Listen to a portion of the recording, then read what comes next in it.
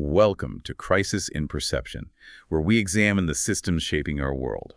Today, we are embarking on a very specific kind of journey, and I'm so glad you're here with us for it. We're going to look at a foundational text from the 19th century, a piece of writing that fundamentally altered the course of global history. The text is Socialism, Utopian and Scientific by Friedrich Engels. But before you make any assumptions about what this deep dive is going to be, let me just stop you right there. We are doing something entirely unique today. We are not treating this like a sacred text, and we're certainly not treating it like a manifesto that we're trying to get you to sign on to. Right, and I want to establish the parameters of our discussion right from the start because it is crucial for how you listen to this analysis. This is not a book review. This is not political persuasion. This is an institutional systems analysis. Whether you consider yourself on the political left, the right, or, anywhere in between, I want you to set your personal politics aside for the next hour or so. We are looking at this text purely as a piece of intellectual technology. Intellectual technology, I like that. So what exactly is the system we're examining today? We are looking at what we can call a theory production system. We're going to analyze how a massive movement built the explanatory tools necessary to translate the absolute chaos of industrial capitalism into legible, understandable causal mechanisms. I mean, imagine living in the 19th century. Everything around you is changing. Factories are just rising out of nowhere. Millions of people are uprooting their lives and moving to cities. And you are seeing an explosion of unprecedented, crushing poverty existing right alongside the creation of massive, unimaginable wealth. To the average person, it just felt like total chaos. So Engels and his collaborator, Karl Marx, attempted to build a theoretical machine to explain why it was happening. And what we really need to focus on is how that translation from observing chaos to defining causal mechanisms actually changes the reality on the ground.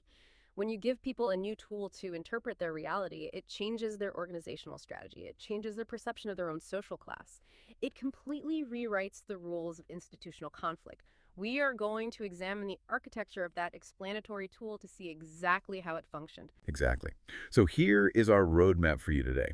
We are going to explore this text and this theory production system through 5 distinct structural lenses. First, we will look at the design of the theory, contrasting what Engels calls the utopian style with the scientific style. Second, we'll look at incentives, exploring why this specific scientific posture became so strategically valuable during the Industrial Revolution. Third, we will examine the outcomes, specifically how this new framework shifted what was visible and invisible in society, reframing how institutions were understood. Fourth, we'll map out the persistence of this system, looking at the feedback loops that kept it alive. And finally, we will look at interconnection, seeing how Engels' framework relates to massively scaled, nested historical systems. Let's begin with that first lens design. What is Engels actually doing structurally in this text? The title itself gives us the first clue, right? Socialism, Utopian and Scientific. Now, a really common misreading is to view these terms simply as moral categories. People assume utopian just means naive and bad, and scientific means rigorous and good. But for our systems analysis, we need to treat these terms as 2 completely different design styles of explanation. Yeah, let's look at the utopian design style first. Engels traces this back to the 18th century French philosophers of the Enlightenment. We're talking about thinkers who laid the intellectual groundwork for the French Revolution. In their framework, society was supposed to be ruled by these grand, sweeping concepts: eternal truth, eternal justice, and reason. They essentially believed that every previous form of society was just, irrational prejudice, and now, finally, the light of reason was going to fix everything. This is where the utopian design style reveals its architecture. It relies heavily on ideal plans. It relies on moral appeals. Thinkers like Saint Simon, Charles Fourier, and Robert Owen, whom Engels discusses at length, saw the misery that early capitalism was creating, and they tried to design perfect, exemplary communities to counteract it. They thought if they could just build a flawless model of society, its sheer moral superiority would convince everyone, including the wealthy capitalists, to adopt it voluntarily. Wait, let me push back on that for a second. Didn't some of those utopian communities actually work for a while? I mean, Robert Owen famously built a town in Scotland called New Lanark, and from what I remember, it was incredibly successful. He instituted schooling, he reduced working hours, he provided decent housing. If it worked in reality, why was Engels so dismissive of it? Why call it a systemic failure? That's a great question. Engels actually praises Robert Owen immensely in the text. He acknowledges that New Lanark was a marvel. Owen took a population of about 2,500 people, many of whom were deeply impoverished and demoralized, and turned the town into a functioning, highly profitable colony with almost no crime, no police, and no poor relief. He reduced the working day to 10.5 hours while his competitors were working their people 13 or 14 hours.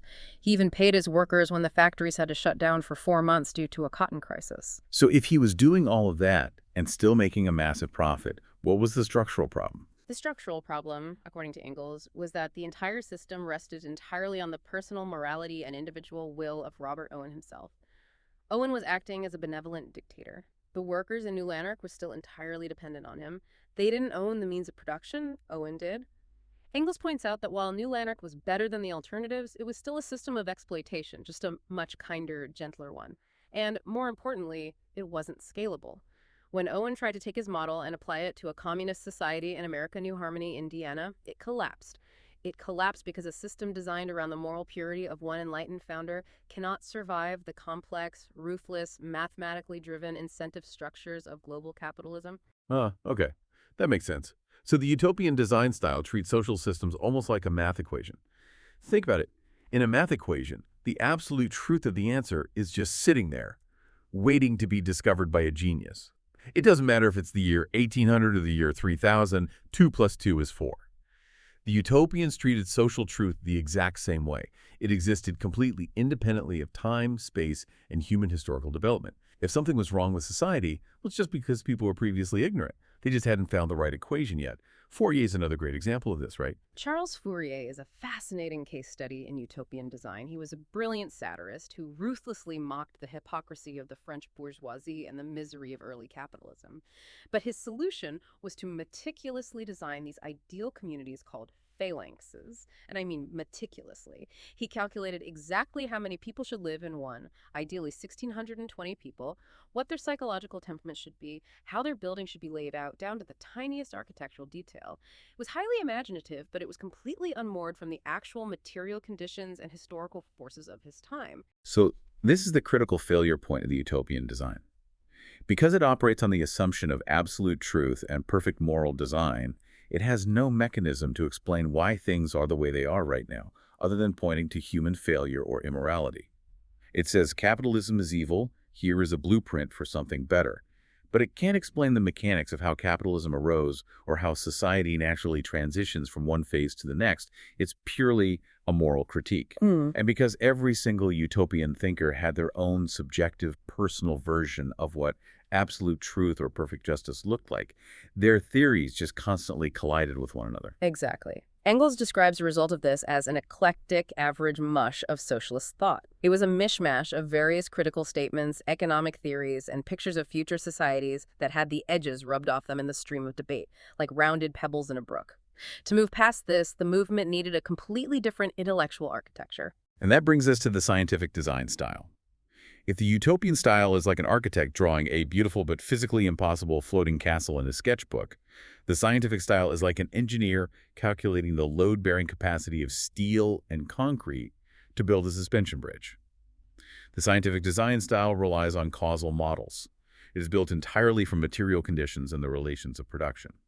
But I want to know where this specific tool came from. I read that this pamphlet wasn't even meant to be a standalone book originally. Where did it actually come from? That is a vital piece of context for our systems analysis, the physical pamphlet of socialism. Utopian and Scientific is, in itself, a systemic intervention. It was originally extracted from a much larger, incredibly dense, and frankly highly combative academic book written by Engels in 1878 called Herr Eugen Düring's Revolution in Science, which everyone just refers to as anti-Düring. Right, he was basically writing a massive takedown of this guy, Eugen Düring, who's a professor at Berlin University, trying to create his own grand, comprehensive socialist system. Precisely. Düring was threatening to split the German socialist movement with his new theories. So Marx and Engels felt compelled to respond. Engels spent years writing this exhaustive, comprehensive defense of their worldview across philosophy, political economy, and socialism, just to dismantle Düring. It was a heavyweight academic brawl. But a couple of years later, Paul Lafargue, a prominent socialist in France who also happened to be Marx's son-in-law, realized that within this massive, ponderous book, there were 3 specific chapters that brilliantly summarized the core of their historical and economic theory. He asked Engels to extract those chapters and rewrite them into a standalone pamphlet. It's such a crucial point for you to understand the system. The pamphlet format was a deliberate design choice. This wasn't meant to sit in a university library so academics could politely debate the finer points of German philosophy over sherry. It was engineered for maximum ideological distribution. It was a mass-distributed intervention designed specifically to standardize interpretation for a working-class readership. Yep. It was taking this highly complex scientific model and packaging it into a digestible viral format. Engels explicitly notes in his prefaces that he actively tuned the transmission of the theory to ensure it could be easily decoded by its intended audience. He talks about removing unnecessary foreign words and technical expressions whenever possible because they confuse rather than explain. It was a masterclass in intellectual supply chain management, taking a complex, raw theoretical product and refining it for mass consumption. And the core of that refined product was built on what Engels calls Karl Marx's two great discoveries. First, the materialist conception of history. Second, the revelation of the secret of capitalist production through surplus value. I want to hold off on surplus value until we get to the outcome section, because it fits perfectly there. But regarding the design of the theory, these two discoveries are the foundational code. They shift the entire system from a moral clue to a mechanical analysis. With these discoveries, Engels argues, socialism became a science. It was no longer about manufacturing a perfect system in your head. It was about examining the historico-economic process that created the warring classes in the first place and discovering the means to end the conflict within the existing economic situation. Which leads us directly into our second structural lens: incentives. We have seen how the theory was designed and how the physical book was engineered for distribution. Now we have to ask, why? Why did this specific scientific posture become so strategically valuable under the specific conditions of industrial capitalism? If this framework was so mechanical and devoid of moral warm and fuzzies, how did it actually catch on? What was the incentive for a starving factory worker to read this? To understand the incentive structure, you have to look at the problem the worker was trying to solve. A moral framework, the utopian style, relies entirely on persuading people to be good. It relies on convincing the factory owner that it is morally right to pay workers more or give them shorter hours. But under the brutal competitive logic of early industrial capitalism, that strategy was practically suicidal for a business. The incentive structure of the market actively punished capitalists who acted altruistically. If an owner paid their workers twice as much, their competitors would simply undercut their prices, drive them out of business, and then buy up their factory. So persuasion was out. Relying on the goodness of the human heart was a failed strategy. What the scientific framework offered instead was predictive coherence and organizational discipline. By framing the conflict not as a moral failing, but as a structural law of physics, a law of nature working blindly, as Engels puts it, it provided a shared interpretive frame for class struggle.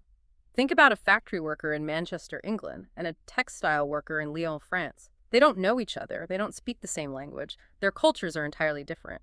But this scientific framework gives them a single, unified diagnostic tool to understand their lived experience. It unites them by telling them, your suffering is not a personal failure, and it is not just bad luck, it is a mathematically predictable output of the system you are living inside. That is a massive shift in incentives. It completely changes the game. It incentivizes coordination. It incentivizes massive class struggle over individual one-on-one negotiation with a boss. And the engine driving this new diagnostic tool is something Engels spends a significant portion of the text explaining: dialectical reasoning. Okay, stop right there. Dialectics. This is a word that instantly makes people's eyes glaze over. It has so much academic baggage. Engels traces it back to ancient Greek philosophers and then to the German philosopher Hegel. He says, and I quote, "Hegel's great contribution was that he freed history from metaphysics." Before we go one step further, what exactly does Engels mean by metaphysics here in plain English? In plain English, the metaphysical mode of thought is how most of us are trained to see the world on a daily basis.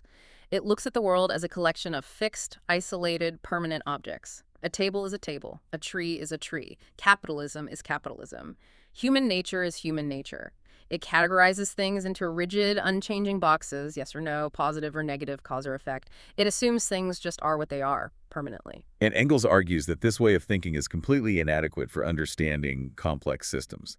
Absolutely. He says that while this rigid, box-checking way of thinking is necessary for everyday life, like you need to know if an animal is dead or alive before you eat it, The moment you apply it to vast, complex, evolving systems like human history or economics, it breaks down. Because it ignores how things change. Yes.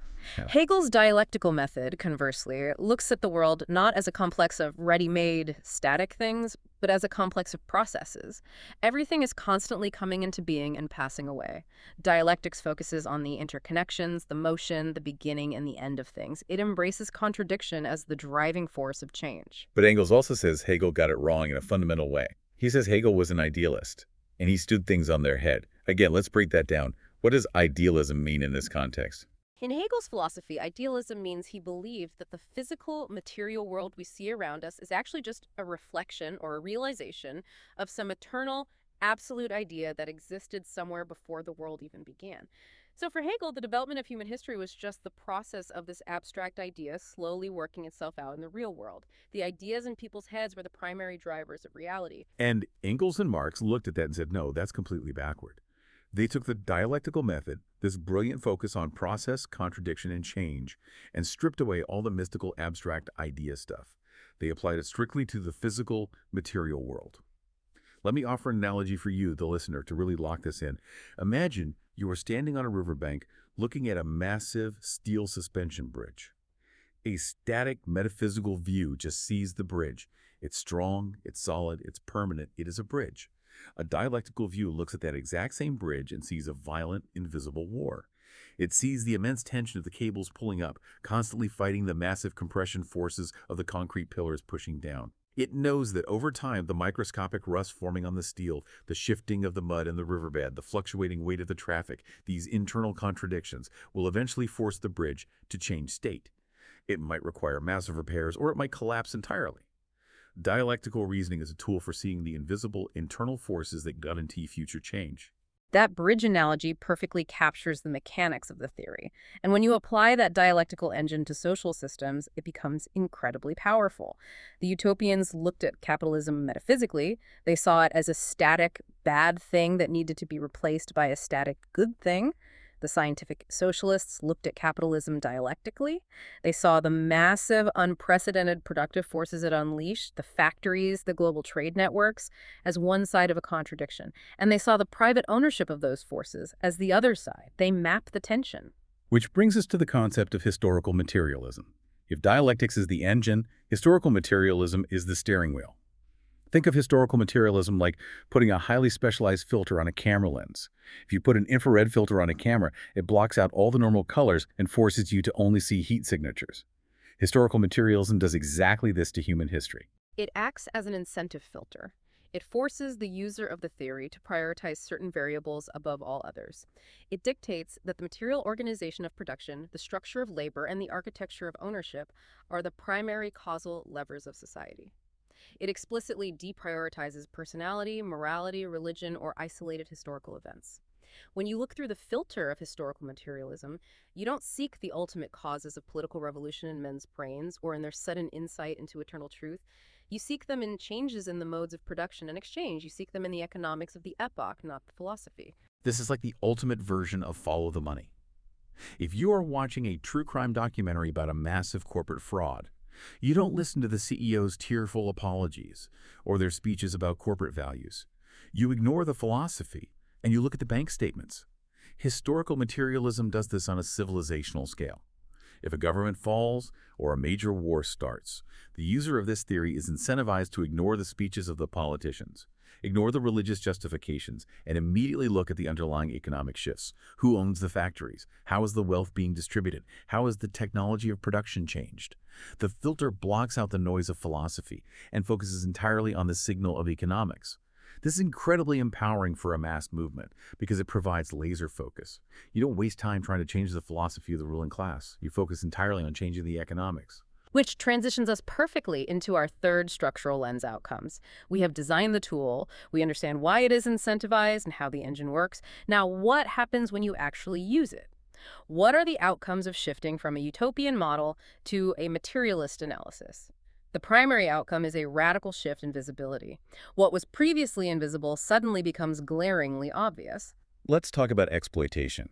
Before this framework existed, if you were a worker in 1850, working 14 hours a day in a textile mill, covered in cotton dust, coughing your lungs out, and barely making enough money to buy bread, you might just think your boss was greedy. It was a moral failure on their part. Or maybe you thought it was just the natural, unavoidable suffering of life. But Engels, drawing on Marx's discovery of surplus value, completely changes the visibility of this dynamic. The concept of surplus value is arguably the most critical technical component in this entire system. It demonstrates mathematically that exploitation is not an anomaly caused by bad actors. It is the structural, indispensable core of the capitalist system. Okay, let's walk the listener through a concrete math example of this, because it's vital to understand the mechanics. Imagine I am a capitalist in the 19th century, and I own a shoe factory.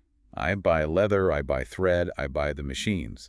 But those things can't make shoes by themselves. I need labor. So I hire you, the worker. Now, according to the rules of free market capitalism, I'm supposed to buy your labor at its fair market value. How does surplus value actually happen if I am paying you a fair wage? The key distinction is that the capitalist does not buy your labor. They buy your labor power, your capacity to work for a set period of time, say 12 hours. The value of your labor power is determined by what it costs to keep you alive and functioning, the cost of your food, your rent, your clothing. Let's say it takes you 6 hours of work to produce enough value to cover those basic living expenses. In a perfectly equal exchange, you would work for 6 hours, take the value you created, and go home. But I'm the factory owner. I didn't hire you for 6 hours. I bought your labor power for the whole 12-hour day. Exactly. So for the first 6 hours, you reproduce the value of your own wages. But you are contractually obligated to keep working for another 6 hours. During those second 6 hours, you are still creating value. You're still making shoes, but you are not getting paid for that specific value. That extra value, the unpaid labor, is the surplus value. It goes directly into the pocket of the capitalist. And that surplus value is the very source of all capital accumulation. It is what profit comes from. So under this lens, the good capitalist who smiles and knows your kids' names and the bad capitalist who screams at you are fundamentally doing the exact same thing structurally. The system requires the appropriation of unpaid labor to function.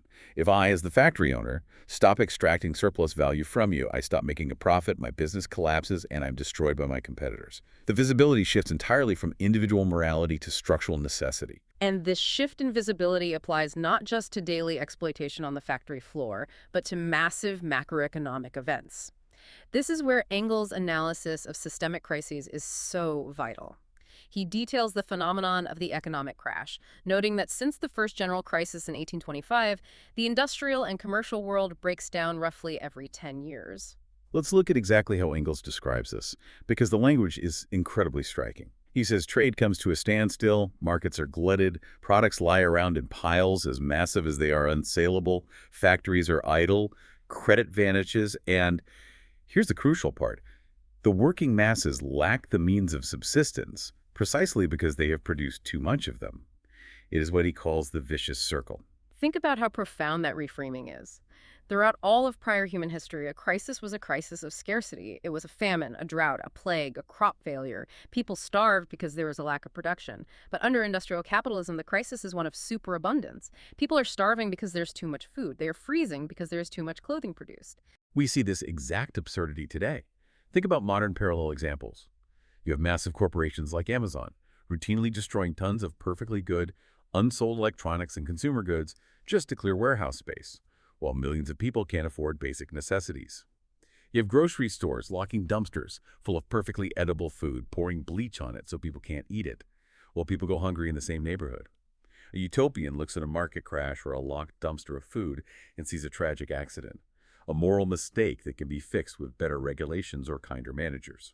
The scientific framework changes the visibility so that you see the crash not as an anomaly, but as a systemic, highly predictable outcome.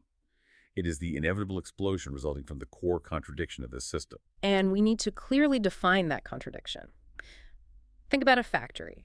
You have thousands of workers cooperating, building things together in a massive, coordinated effort. That is socialized production. But the flip side of that equation, all the profit, all the products, all the control goes to just one person or a small board of directors, the owners. That is capitalist appropriation.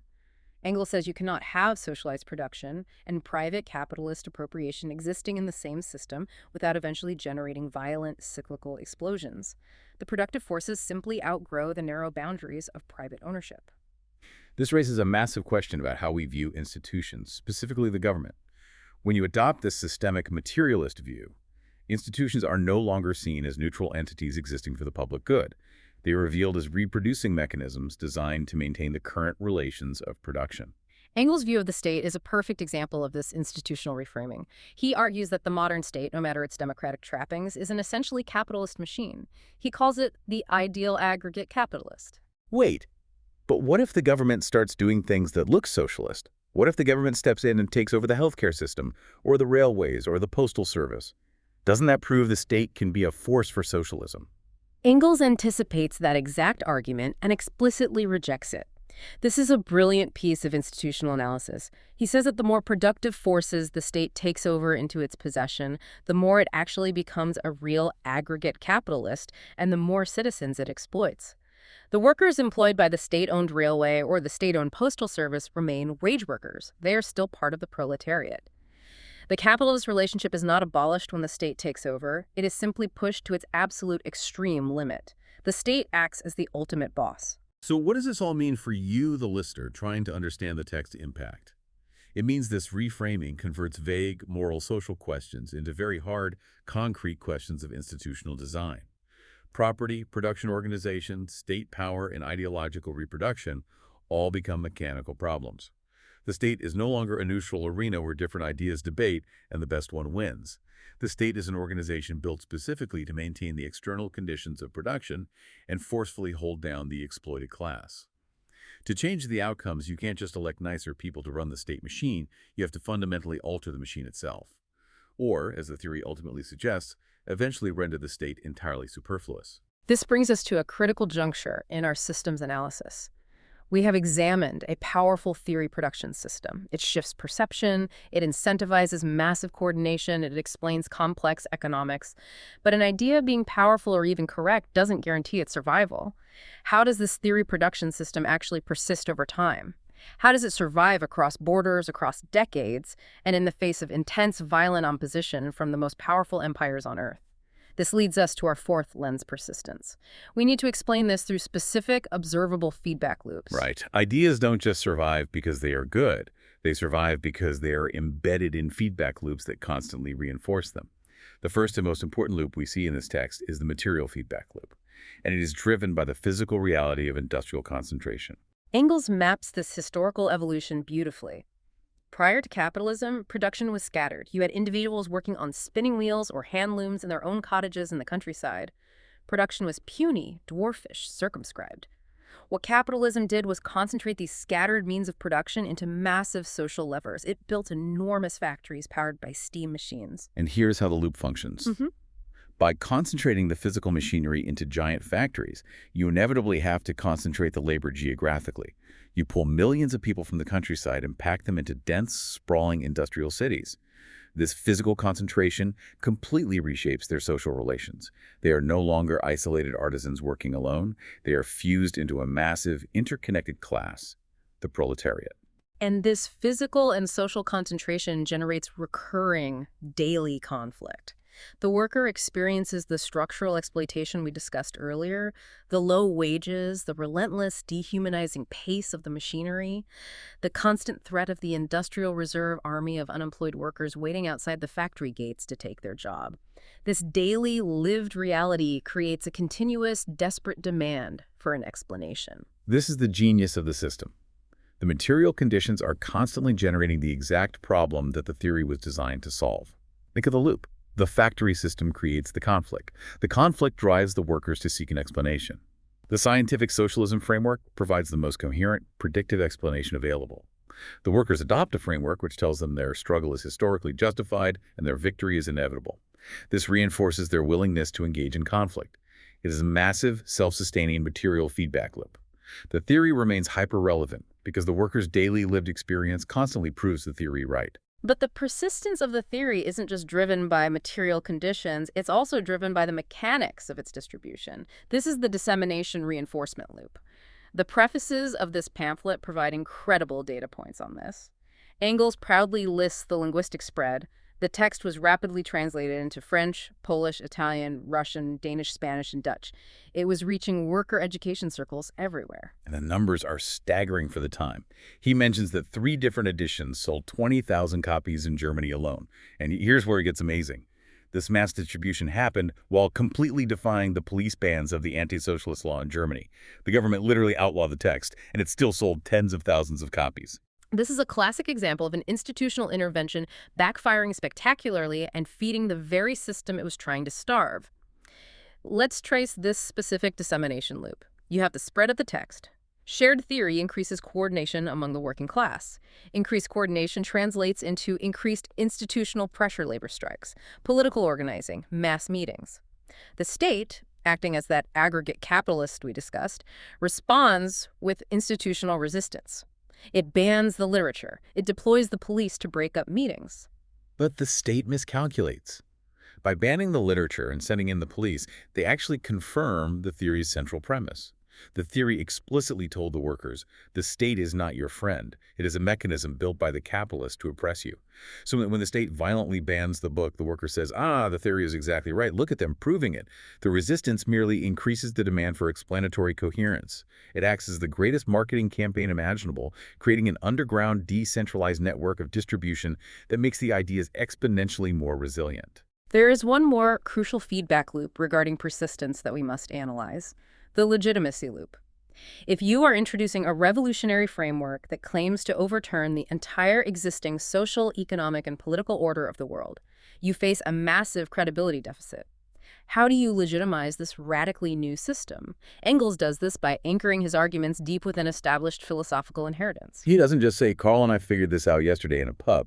He goes to extraordinary lengths in the text, and especially in the English preface, to cite intellectual heavyweights, Bacon, Hobbes, Locke, and of course, Hegel. By claiming national intellectual traditions, German dialectics, English materialism, French political thought, Engels functions as a master synthesist.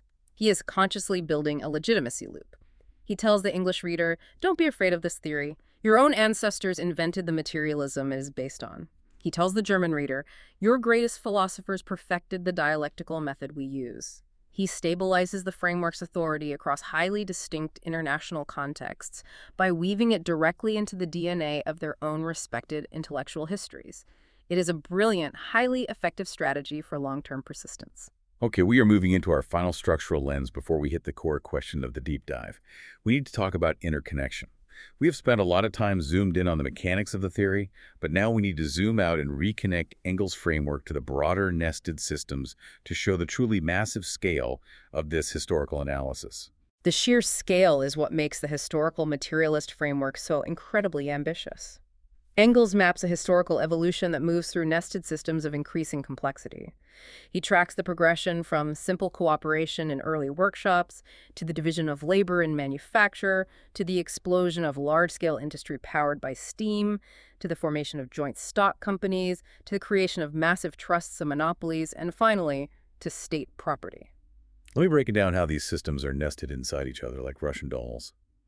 The technological innovation of the steam engine, a microsystem, drives the creation of the massive factory system, a larger system. The factory system drives the concentration of capital and forces the formation of the modern bureaucratic state to manage it, an even larger system. The state and the factories combined drive the creation of an international labor movement, media, and educational institutions circulating this political ideology. Everything is connected, and in Engels' view, the causality always flows upward from the material base of production. Which highlights a profound vulnerability in how this text and the system it describes is often perceived today. It is vital that we discuss the distortion of identity.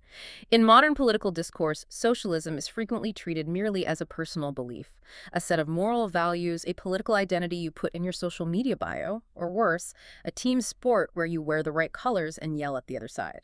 Treating it like a personal identity fundamentally distorts Engels' entire analysis. It reverts back to the utopian design style. Engels isn't describing a club to join. He isn't asking you to adopt a specific lifestyle or be a good person. He is describing what he views as an inevitable structural relationship between production systems and political outcomes. If we look at his analysis of machinery, this becomes incredibly clear. He argues that when machinery is perfected under capital's competition, it must displace workers. It is a compulsory commandment for the individual industrial capitalist to constantly make their machinery more perfect, to automate more jobs, under penalty of total ruin by their competitors. The capitalist isn't making a personal identity choice. They aren't choosing to be cruel. They are following the iron laws of the system. This relentless automation inevitably creates what he calls an industrial reserve army of the unemployed. The system dictates the outcome, regardless of the individual's identity, their morality, or their good intentions. So we have traversed the design, the incentives, the outcomes, the persistence, and the interconnections of this theory production system. We have mapped the architecture of the intellectual tool Engels built, moving from the floating castles of the utopians to the mechanical engine of historical materialism. And now we must arrive at the mandatory question that defines our deep dive. For you, the listener, analyzing this with us, what is the crisis in perception here? The crisis in perception is multifaceted, and it requires a precise analytical breakdown. First, we must clarify what is being misperceived. People constantly misperceive social outcomes, whether it is extreme wealth inequality, cyclical economic crashes, or institutional corruption, as primarily the product of ideals, good or bad intentions, or isolated moral failures. We look at a failing system and assume the people reading it are simply greedy, incompetent, or evil. Right. Second, we must clarify what structural layer is completely obscured by this moral lens. What is obscured is the material organization of production, the architecture of ownership, and the mechanics of institutional power that shape human behavior at a massive scale. The invisible scaffolding of society, the hard economic incentives that force people to act the way they do, is hidden behind a veil of moralistic storytelling. Yeah, that makes sense. Third, we must understand why surface interpretation fails. Surface interpretation fails because it treats recurring outcomes, like a 10-year economic crash cycle, or the persistence of grinding poverty amidst staggering technological abundance, as bizarre anomalies or unfortunate accidents. It fails to see them as the highly predictable, mathematically necessary results of system design. A system is what a system does. Absolutely. Finally, we must recognize how systems-level analysis changes visibility. By adopting a systems-level analysis, we shift our attention away from daydreaming about preferred utopian futures. We stop relying on moral appeals to change behavior, and we redirect our focus toward actual causal structures, historical constraints, and the objective material facts of how society is built. Before we close, I want to leave you, the listener, with one final provocative thought to mull over. Something that builds on Engels' framework, but extends it into our current rapidly changing reality. If we follow Engels' logic to its ultimate scientific conclusion, he argues that once the proletariat takes control of the means of production, the state as a repressive political force is no longer needed. He says the state eventually withers away and is replaced by the mere administration of things and the direction of the processes of production. I want you to look around at the massive modern technological systems we rely on today. Global algorithms, automated AI supply chains, high-frequency trading networks, massive data centers that manage the logistics of the entire planet. Are we currently building the administration of things without realizing it? And if we are, the crucial materialist question remains, who holds the ultimate ownership of that administration today? Crisis in Perception examines how systems shape belief and how better tools help us see clearly. This project is free and publicly accessible. If you'd like to support the time, tools, and research behind Crisis in Perception, you can become a supporter on Patreon. For a shorter visual overview of this topic, see the mini explainer linked in the description. If you enjoy this kind of systems-level analysis, please like, subscribe, and comment with books or topics you'd like us to explore next.